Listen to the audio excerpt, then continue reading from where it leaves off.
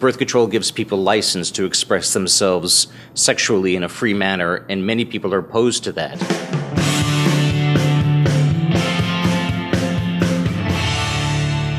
Hi, I'm Nick Gillespie for Reason TV, and today we're talking with Peter Bagge, the great cartoonist. He's got a new expanded hardcover version of Everybody is Stupid Except for Me and Other Astute Observations, as well as a brand new biography of Margaret Sanger, the birth control pioneer, called Woman Rebel. What made Margaret Sanger interesting to you? Well, everything about her is interesting. She's led an amazing life, and also I'm very much in support of her life's mission, which is contraceptive information for all. You wouldn't think that at one point that was controversial, but it was a message that she was frequently imprisoned for. Also, I very much want to do the book in part to correct some widely held misconceptions about her. Yeah, because Margaret Sanger is obviously highly controversial even today. A lot of people say that she was in favor of eugenics, that she was a racist. What is the biggest misconception about Margaret Sanger, and how do you address that in Woman Rebel?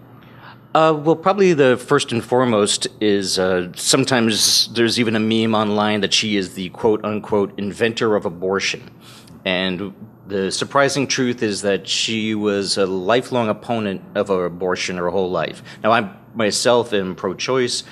She never was in that regard. She always, for both moral reasons and medical reasons, opposed abortion. The ironic thing about that is many of these negative notions that are being perpetrated on the internet about her are being perpetrated largely by pro-life groups, and they're basically doing it to demonize the nominal founder of Planned Parenthood. So right, which Sanger, and it's more complicated. You get into it a bit in the book. She's a founder of Planned Parenthood, of what became Planned Parenthood, but she's not in favor of abortion. What about the eugenics charge, the idea that she was in favor of sterilizing or keeping unfit people from reproducing? Well, that's a really tough one to answer just because of the way eugenics over the last 50 or so years has become, and increasingly is becoming, very narrowly defined as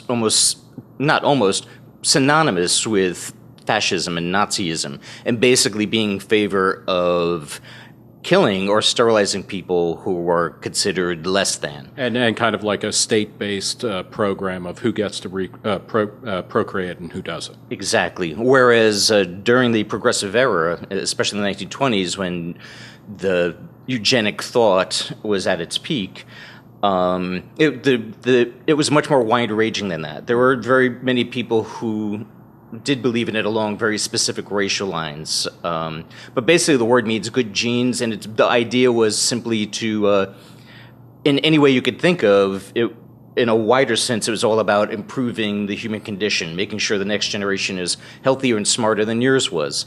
Many leading eugenicists at the time wished that she had nothing to do with eugenics, or wished that she wouldn't try to ride on their coattails, which she was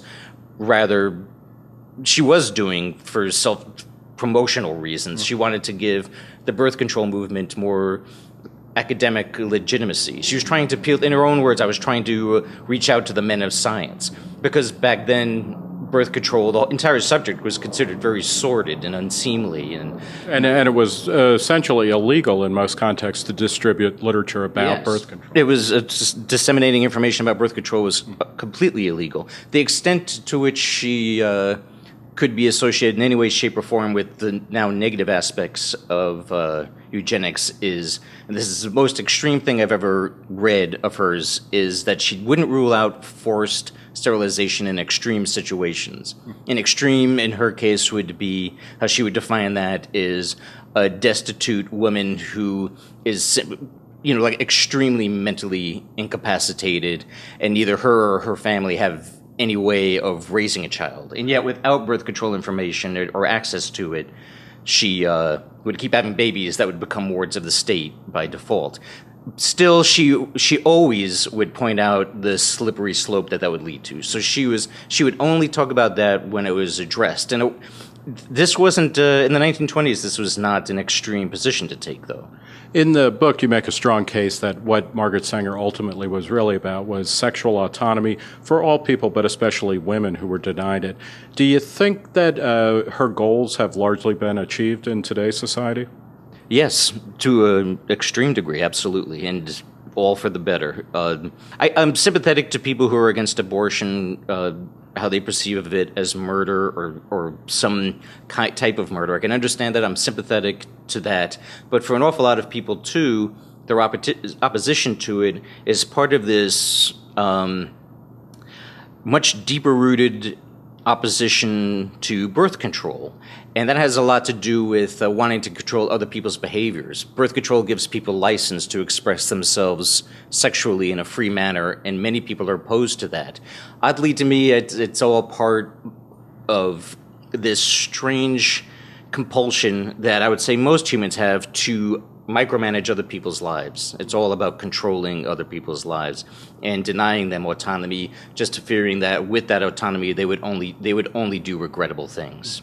Thank you, Peter Bagg. The new book is Woman Rebel, the Margaret Sanger story. It's out from Drawn and Quarterly now in hardcover. There is also a new edition, a hardcover expanded edition of his great collection of reason work, plus some Everybody is Stupid Except for Me. Peter, thanks for talking to us. Sure. Thank you.